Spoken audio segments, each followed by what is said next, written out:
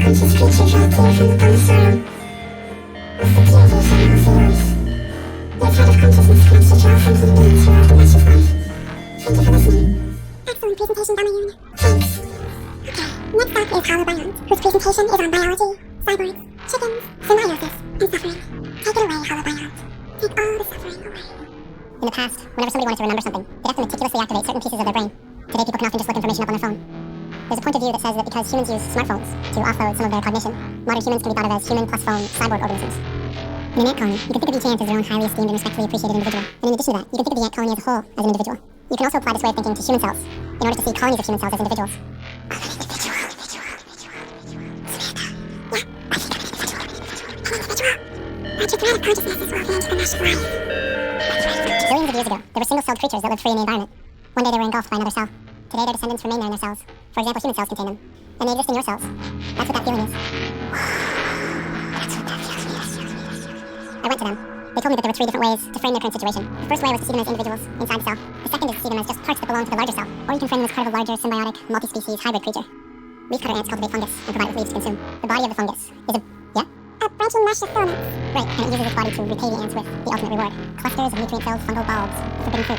Another ant species uses aphids instead of fungus. The aphids consume nutrients from plants and excrete honeydew, which the ants feed on. The ants protect the aphids and move them to more fertile pastures. However, they also tear off the aphids' wings. Ah! Stupid ants! And use chemicals that sabotage wing growth. And use chemicals that harm the aphids' ability to move.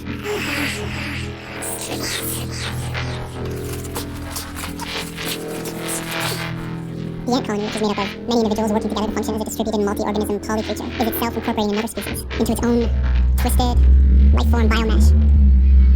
No. What if the aphids are in pain? Does their thread of consciousness connect to mine? Samantha, I don't want my thread of consciousness to be woven into the mesh of life. What should I do? You can think of egg-laying chickens as individuals, but at this moment in history, the majority of layer chickens are found inside long cages called battery cages, so they can optionally be thought of as part of a cage plus chicken cyborg organism. And to be a cyborg is to have a body part that was not grown by your body.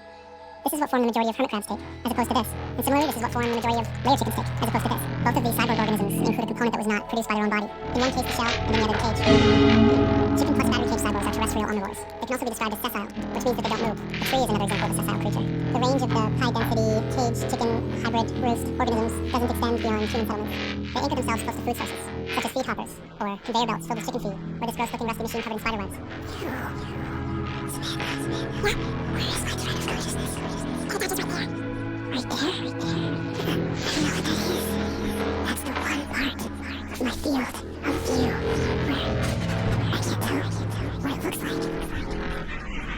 Some creatures have exoskeletons, like butterflies. Others have endoskeletons, like you. That's what that feeling is. That's what that feeling is. There are some other creatures like this fucking weird thing, and it has neither an endo or an exoskeleton. Optimally compacted battery cage cyborgs have both an endoskeleton and an exoskeleton. Usually exoskeletons are made out of chitin, and usually hermit crabs use lobster shells, which are mainly made out of eggshells. Chain-linked pregnant bird exoskeleton hybrids are unusual because their exoskeletons are made out of steel or galvanized iron. The largest rectangular bioprison creatures can be hundreds of meters long, making them longer than the tallest trees, which can be 115 meters tall. Elongated metallic egg earthen units exhibit clumping behavior, meaning they tend to cluster close to one another. Corrosion-resistant avian offspring stations can't really be considered pack hunters because they don't really coordinate with one another. The high-density fowl chassis produce vocalizations that emanate from locations all over their body.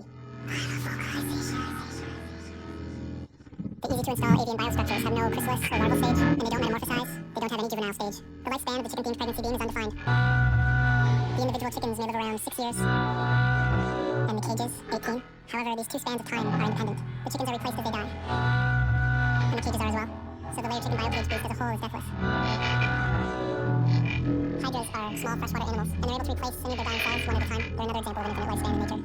An octopus has an unusual nervous system because, in addition to its central brain, each of its tentacles has a surprising amount of autonomy. So it's almost like each of the tentacles is its own, yeah? Highly esteemed and respectfully appreciated individual. And each one is integrated with the central brain. So they sit on the spectrum between being an individual and not being an individual. Yeah, and if you follow that spectrum along until you get all the way to fully...